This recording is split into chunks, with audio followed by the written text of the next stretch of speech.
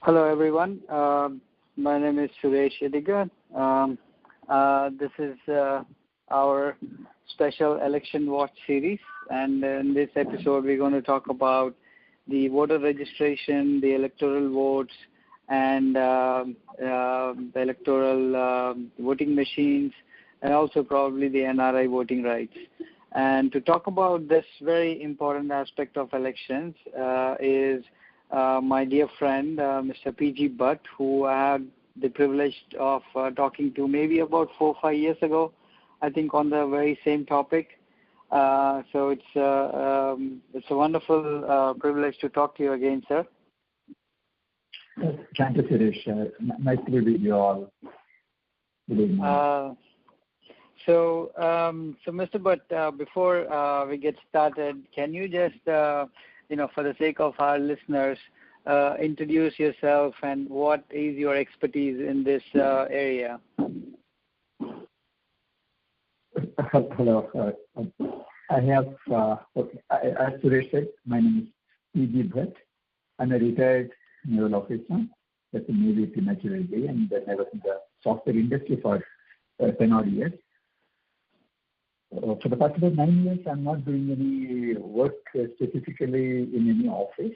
I do most of my work with some NGOs. I do also do some teaching.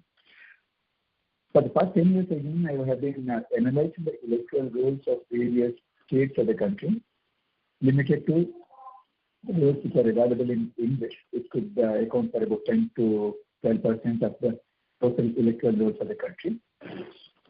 But main focus being Bangalore and Delhi, for lack of time. So in the process, I have found several lapses, data quality issues, data completeness issues, the process issues, and I've been intervening with the authorities, the Election Commission of India, and various chief electoral officers of the states and union territories, and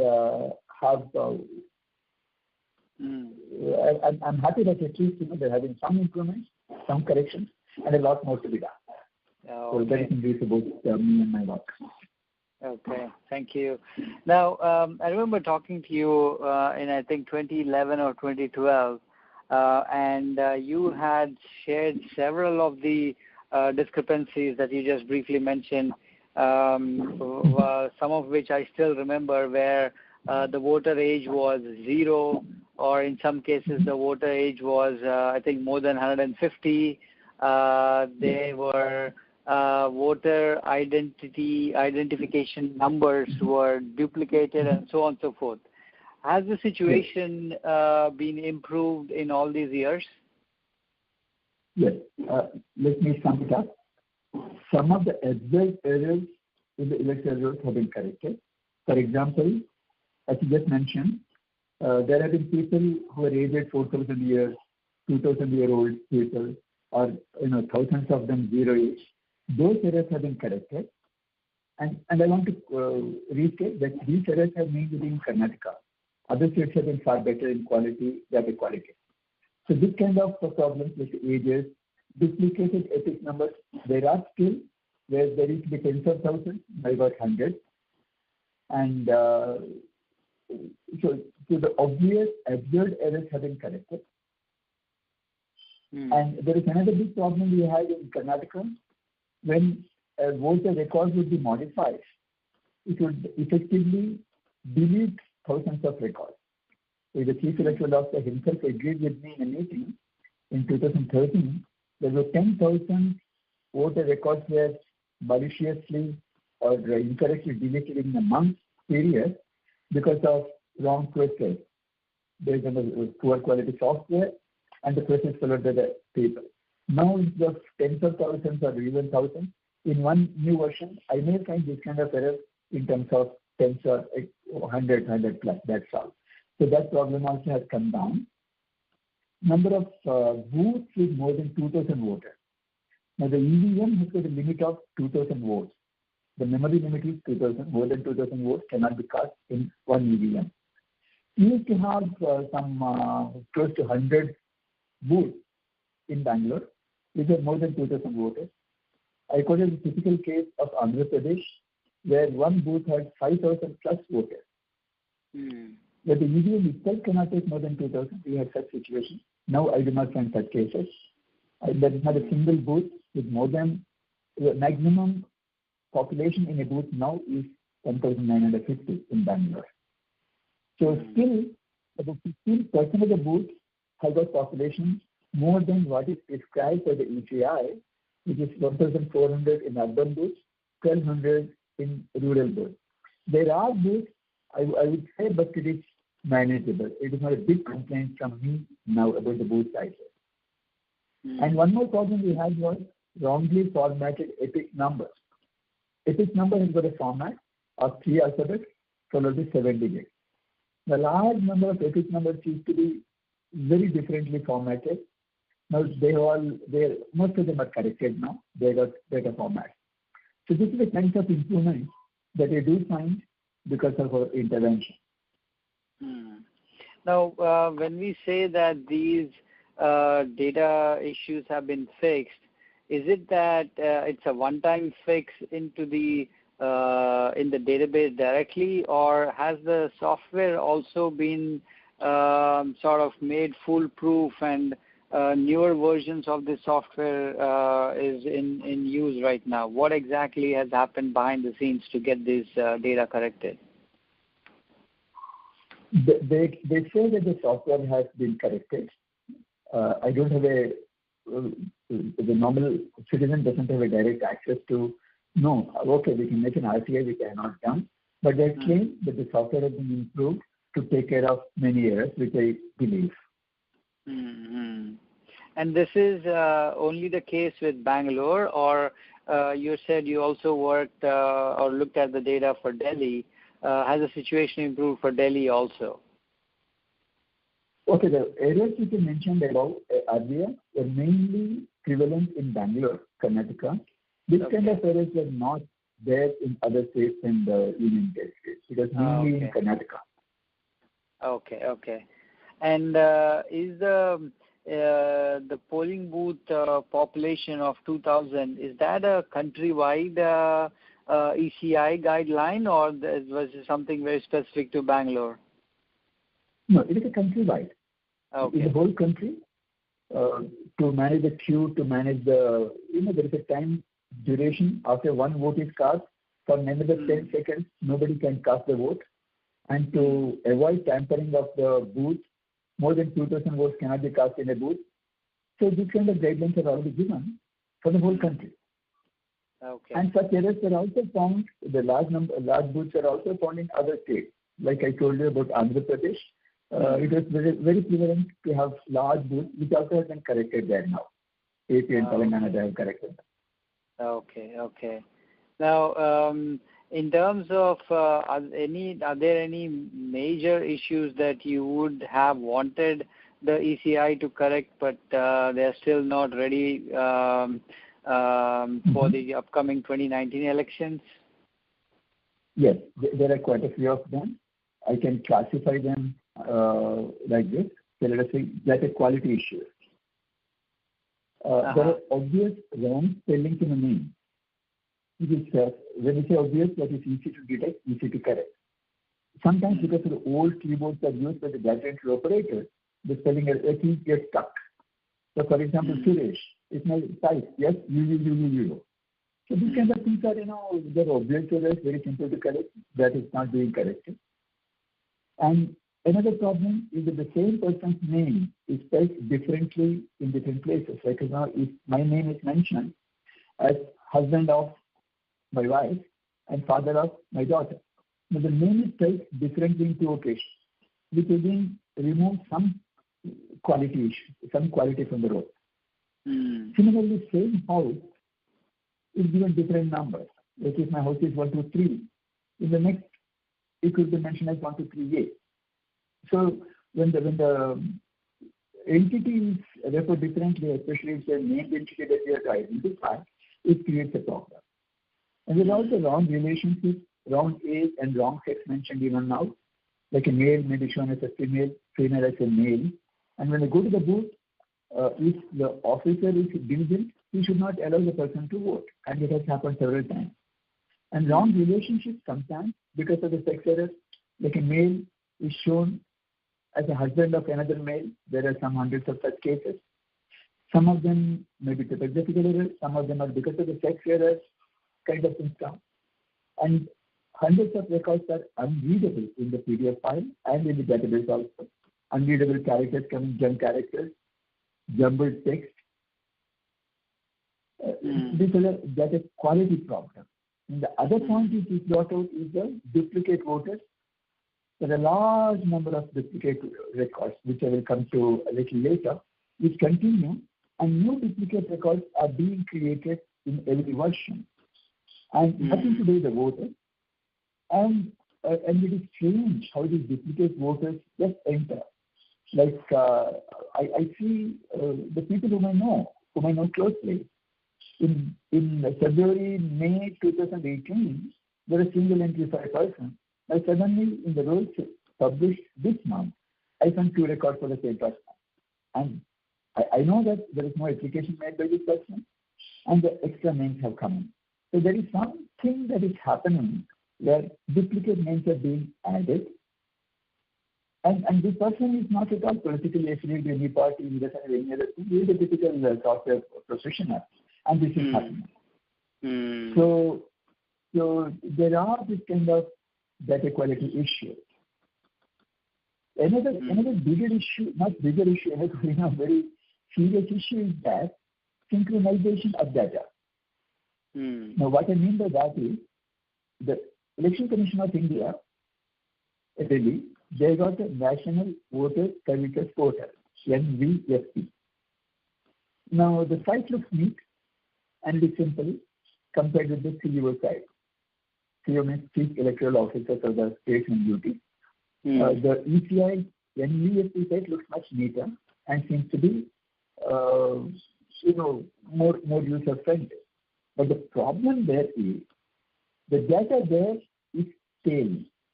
What I mean by stale is, like the latest electoral rolls of Karnataka are published on 10th of this month. And the data that is available in the NVSP is 2 years old. It was published in 2017 or 2016, not even 17. So then, I make a query with my epic number to see my voter record. It will give me wrong part number, wrong booth address, wrong serial number. Believing that if I go to vote, I'll be frustrated to that my name is missing from the electoral rolls. Also, the names that are added over the last 2 years, deleted during the last 2 years, will not reflect this. The changes don't reflect this. So giving wrong data is so bad, and this is a fact which I have been telling them for the past 3-4 years. I have been telling that your data is out of sync from the data of the states. It is true of all the states, not only Karnataka. Otherwise, I got a mail from somebody in Chhattisgarh telling that it is out of sync. When we query in the NVSP, we get wrong data. Now, I have been requesting them either you synchronize it or you delink. Don't give the link to the voter records of the state. They are not responding. They are doing neither. When I called on the phone, I met the people and told, mails I keep sending, but that is not happening. That is quite a bad thing. One more problem with the NVSP, National Voter Services Portal, and the Chief Electoral Officer. Now we can register online at NVSP. The states also give a link to NVSP directly in their home page. Now the process of registration online in NVSP is different from the process that we use in the state, that is provided by the state CEO. Different mainly in the case of CEOs of the state, you have to give a hard copy, signed hard copy of the document in addition to registering online. When you do in NVSP, there is no provision to take a printout and send the hard copy or indicating anywhere telling that we have to provide the hard copy. So as a citizen, I would be happy to do the registration through NVSP. But when we register to the NVSP, because the process is different, the electoral registration officers, the EROs, they wait for the hard copy. And hard copies don't go. And in the bargain, these online registrations don't even reflect as registered, and the citizen doesn't know about This also is known to the authorities for the past couple of years because we have been reporting it and no correction has been done. Either they should synchronize the process, there should be same process when we do the registration online at NVSP and in the state, or they should discontinue the service. It is a sort of disservice that they are doing right now.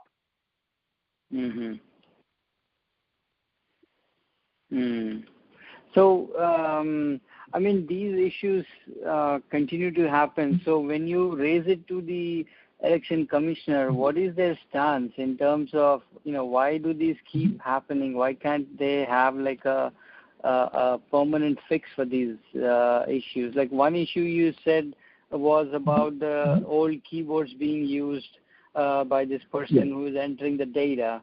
But the software also can be intelligent enough to detect all these and report all these errors. So has the election commissioner taken your feedback in the right spirit, and are there any genuine attempts being made, or is this all talk and no action? See, most of the time, the response I get from the chief electoral officer, to quote his words, I know my problem and I know how to fix them.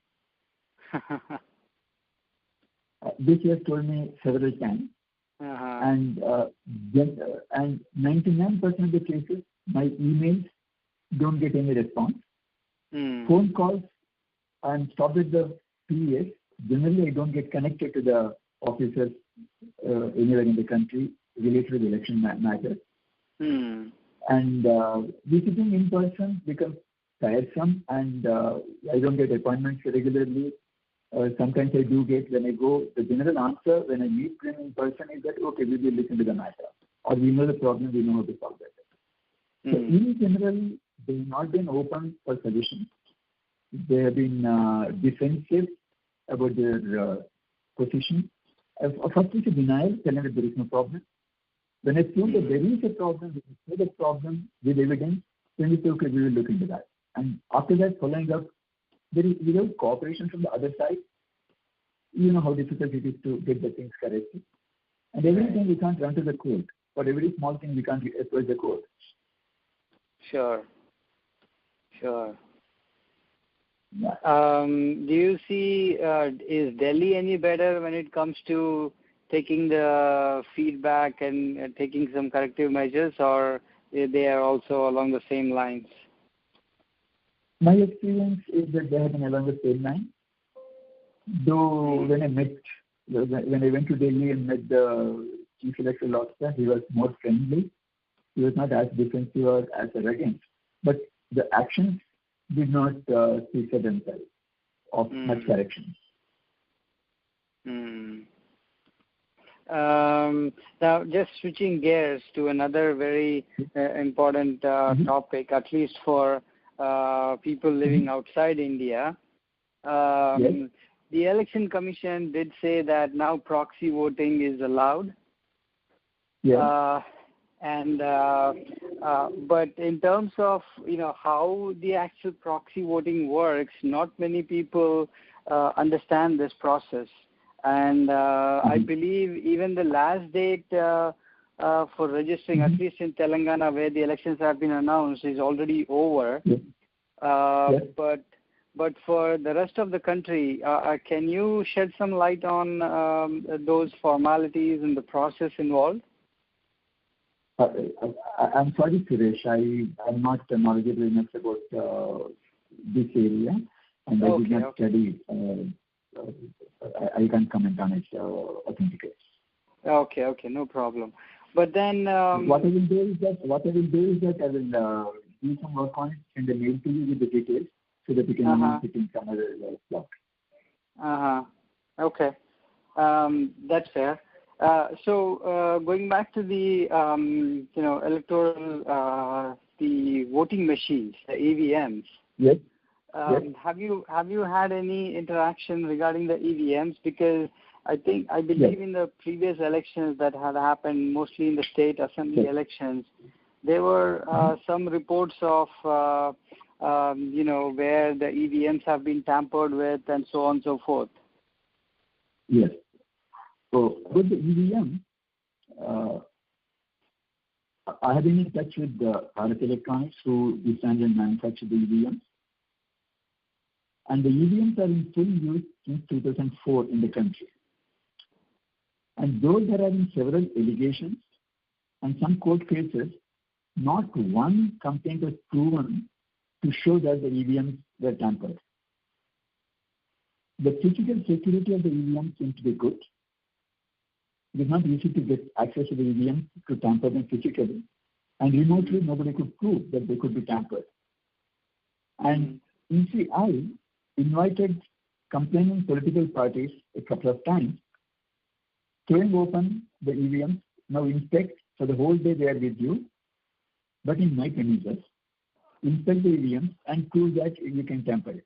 Political parties did not send even one representative to prove it. They could have hired some technical people, they could have hired the services of some companies, they could have hired the experts, whatever, but they did not respond to the invitation to prove the EVM machines to be faulty, can be tampered, but they keep making noise, and most of the noise comes from the people who have lost the election, telling that, okay, I have lost because the EVMs are tampered. But there has been no proof so far. In the past 14 years, there has been not a single proof about the tampering of EVM machines. So logically, I don't support the view that the EVM machines are faulty or tampered.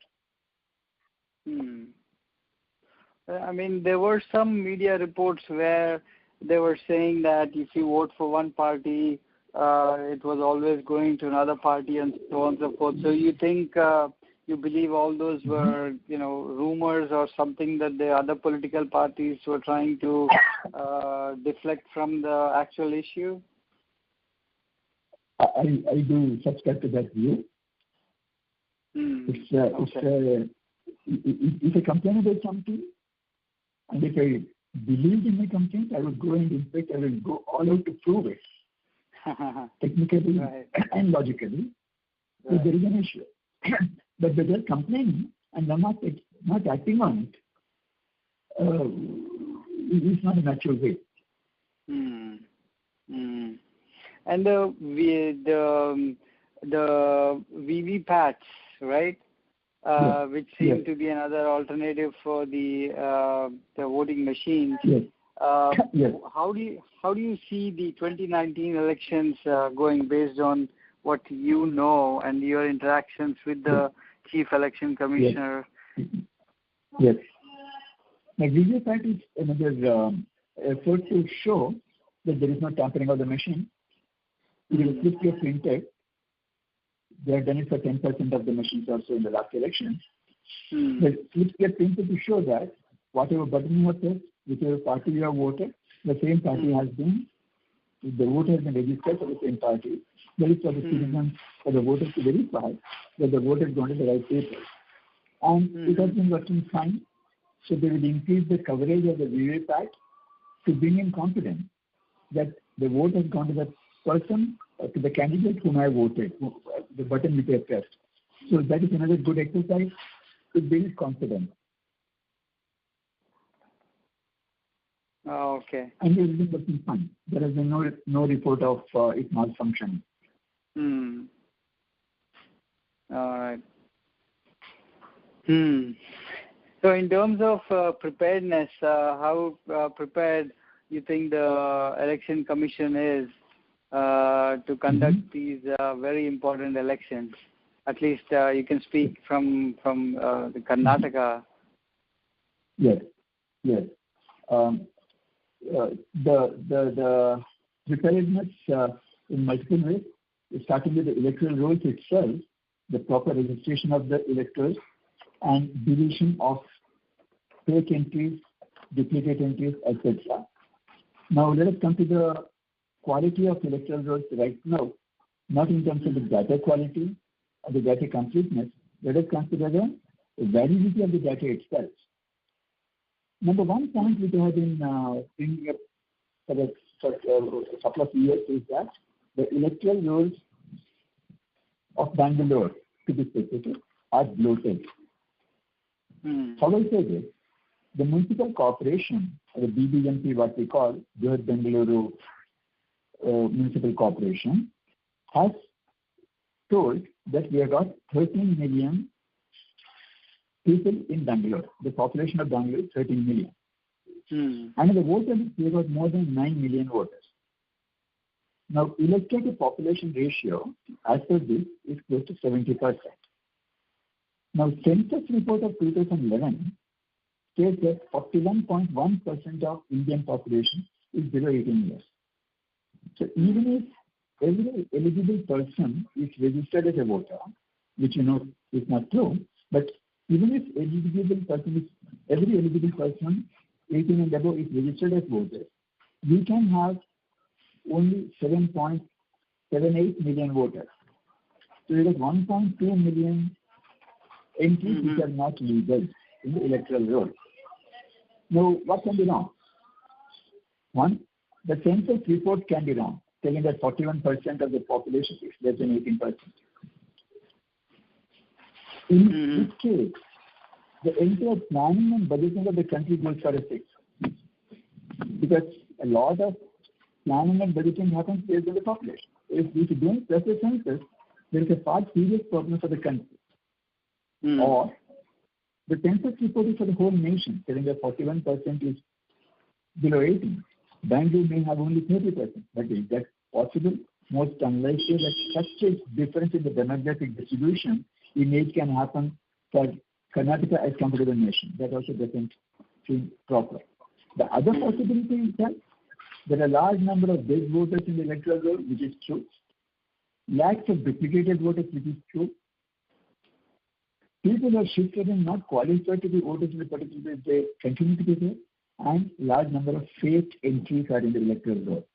For each one of them, I can give examples, but exact numbers is difficult to create unless we go for a thorough survey. When you talk about a thorough survey, the Chief Electoral Officer, Karnataka, gave a press statement on 10th telling that a house-to-house investigation was under the booth level officer. Every booth has got an officer, booth level officer, and the electoral rolls have been cleansed of all the wrong entries. This is what the Chief Electoral Officer gave a press statement. Now, the fact is, BLS, what is changed, have surveyed, they don't exist. Several individuals and NGOs have gone and called the numbers which are published as the BLO's phone numbers in the CEO website. When we call them, they don't exist there. The few who are there, they are also not doing the job. And we know for sure that these BLOs have not visited houses because when we check with the community, when we check with the apartments, when we check with the people we know, some NGOs, they say no, BLOs are not visiting the houses. So CEO has very clearly made a claim which is not true, telling that the electoral rolls have been changed. Now, I can give a specific example. In my neighborhood, the house which I know very well, there are 3 additional votes. Instead of there should be 4 voters, there are 7. And I know another friend's daughter who had only one vote or one entry in February this year. Right now she has got 2 entries. And I know that she has not applied for it. But additional entry has come, a duplicate record has come.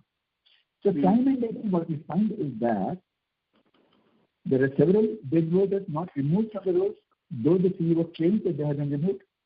Duplicate entries, a lot of them can be helped. The removal can be helped with the software, which I have been telling them and giving them copies for the past 6-7 years. Votership, and all of them is possible to be done, and a lot of them is not as difficult as they say. So we do have electoral rolls with a large number of fake entries. In addition to that, the deletion of voters, the valid voters are being deleted. A specific case, as an example case, for example, in Telangana, Yugma Sarwat, she contested in the Lok Sabha elections last time from Aam Aadmi Party. Now suddenly she finds that her name is deleted from the electoral roll. Why, what, when? No idea. Now she has to go from pillar to post to get the name back. But this is one person who is able to do it. But millions don't care. Don't care and becomes such difficult task to get the name back in the electoral roll. So in the bargain, when you are asking the preparedness, the electoral roll completeness is suspect. Duplicate entries or the fake entries are rampant. Taking the examples that I have, especially of Bangalore and some reports I get from Telangana. And registration, entering as a new voter, at least in Karnataka, it is all messed up. There is a public interest litigation in the High Court of Karnataka filed January this year, still going on. The main problems are the electoral registration officers generally ignore online registrations in Karnataka. It works seamlessly in Kerala, but in Karnataka it is a total failure because of the attitude, not because of anything else. In a statement to High Court, one electoral registration officer has told the High Court that 66% of the online registrations are ignored, not even rejected. Ignored means the citizen doesn't know that I have applied for it and ignored. About it, I do not know. So I expect the name will come, but they are not definitely looking at it. It is just thrown to the dustbin. For example, the online registration, a sample of 110 valid applications, only 3 were registered. 107 out of 110 were just ignored. And in addition to that, the online registration process, the offline registration process, when you go to the hard copies, there is still to give an acknowledgement. So tracking becomes difficult. There is no reference. Next time we say that I have applied, go to where is the record. They don't go with the rule. And though not required by the rule, they keep demanding various proofs. A proof that you are not registered anywhere else. It is absurd. An affidavit telling that I have got my name deleted from the previous place and show the records. These are all not needed as per the rule. They keep spinning their own new rule in different places. So making registration for individuals, making changes for the individual becomes an ordeal. It differs from constituency to constituency, ward to ward, because officials sitting there, some of them are very funny. They're very finicky. Some of them are very friendly and very supportive. So it differs. But India, based on the reports, is that they are very unfriendly and they don't encourage proper registration. In the meantime, bulk registration through political parties is happening, which is again illegal. But the case during the elections for May in Karnataka, Rajarajeswari Nagar constituency, one MLA's house, thousands of applications, the acknowledgement for the application, thousands of epic cards were found in the residence of an MLA or a property owned by him. And the elections had to be postponed because of that. Where did this happen? Sorry, in Karnataka? Yes, it happened in Karnataka. There were annulled in April 2018. The elections were to be in May. So the elections for this constituency had to be postponed by a couple of months. And this is the thing, many representatives of the political parties, they go and visit the houses, telling that I will get all of you registered through my party so that you can vote me. And they take the application form and they do that register. Whereas the ECI and the CEO say that we will not accept bulk applications, we will not accept registration applications to the political parties. So what is said and what happens on the ground, there is a big gap.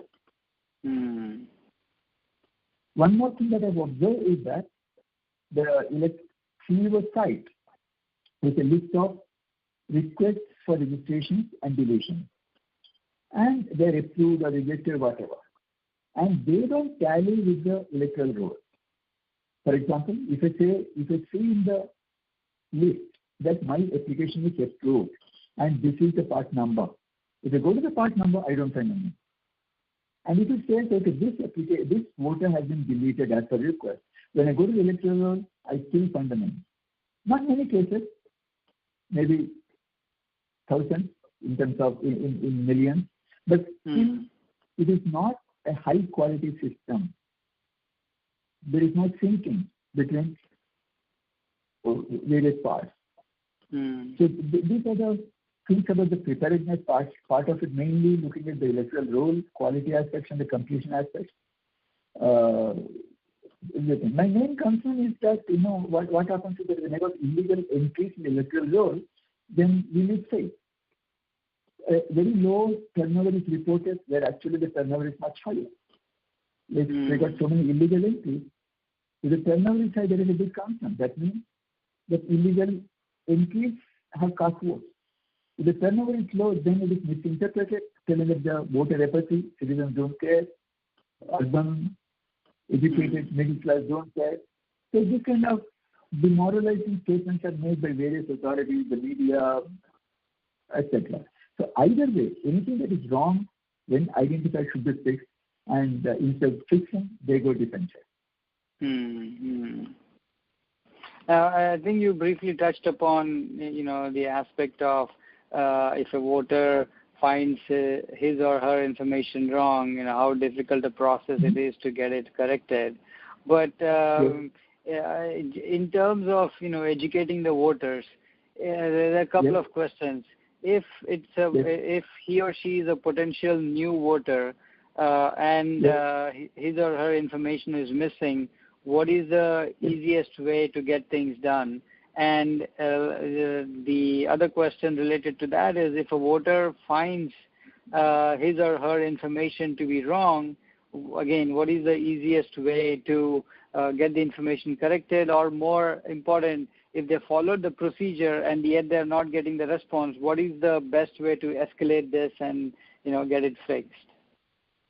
Okay.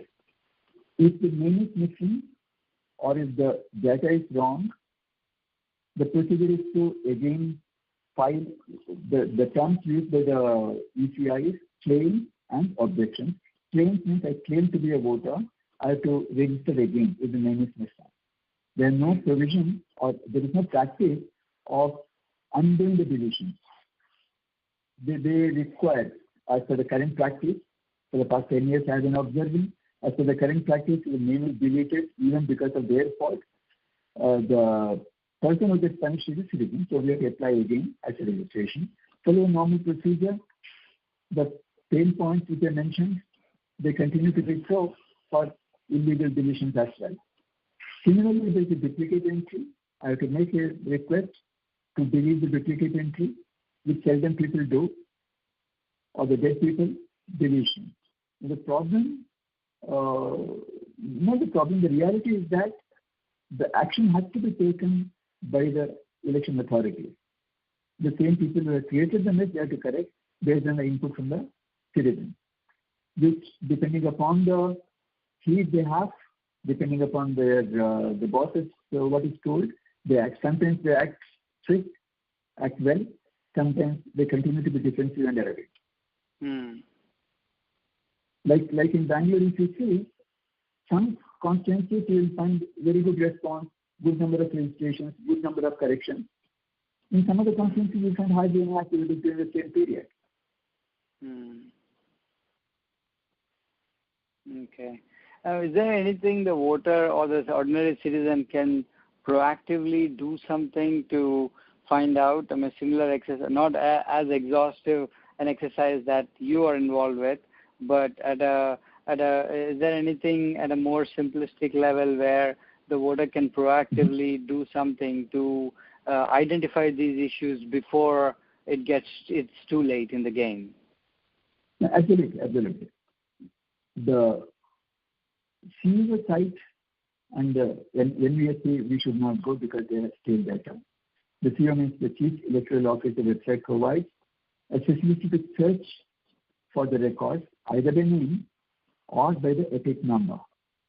By name it doesn't work very well because the name can be spelled differently than what you expect it to be.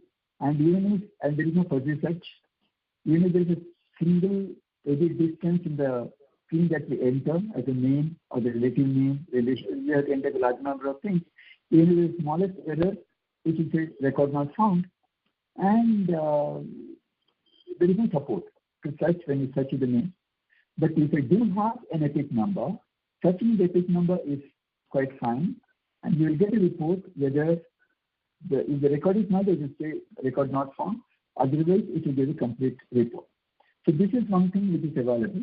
In addition to that, there is also an app we can download the app, and using that, we can send an SMS with the epic number asking for my details about the part number, the polling booth address, my serial number, and the date.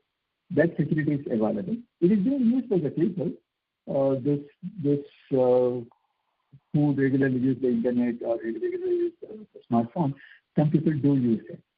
In addition to that, what we have been doing at the time of election, because before that not many people are keen to search, we have been hosting the same information in a far simpler way from BPAC, Bangalore Political Action Committee. I'm talking specifically about the Bangalore, where they can search for the voter data in a more friendly, much simpler way and get the data. But right now there are new challenges in doing that for the past 1 year, which I will explain separately if there is time. But yes, for a person who is keen, for a person who is committed to participate in the election process, it is not very difficult to find whether the name is existing or not existing. That is not a challenge, that is not a problem. It is easy to do. One can also walk across to the ward office, which generally would be within walking distance for most of us, and find out the electoral rules there also, if the name is found or not, which is more painful. It takes a little more effort. Got it. All right, Mr. Bhatt, thank you so much for sharing all this information. Before I let you go, any words of wisdom for the voters or for the political parties or for the election commissioner, the chief election commissioner for that matter? Pardon, can I repeat? No, I was just asking if you had any last comments for either the voter fine. Or for the parties and so on and so forth. Yes.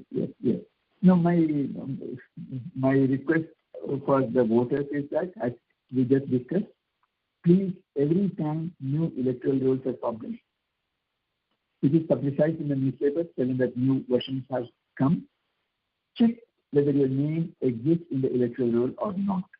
Having an EPIC card, an identity card, is no proof that you are an elector. You please check that.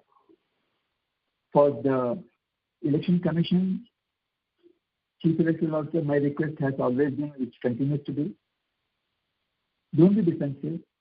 If you are making errors, accept it and correct it. Take help. We are not your enemies. We want to improve the system, that's it. For the media, as always, be more responsible in your reporting. Report what is more relevant, what is actionable. Instead of telling that Rahul Gandhi went to Bangalore and ate fish, comes as a frontline news. Say what is relevant for the people. For the political parties, get involved to improve the quality. Don't wipe out the rules and regulations. Make the system better. That's all what I have to say. All right, sir. Thank you very much. And as always, it's a pleasure. It's a delight to talk to you. And we wish you the very best for the upcoming elections. And good luck with all the work that you're doing. Thank you. Thank you very much, Suresh. And thanks to all the listeners. Thank you.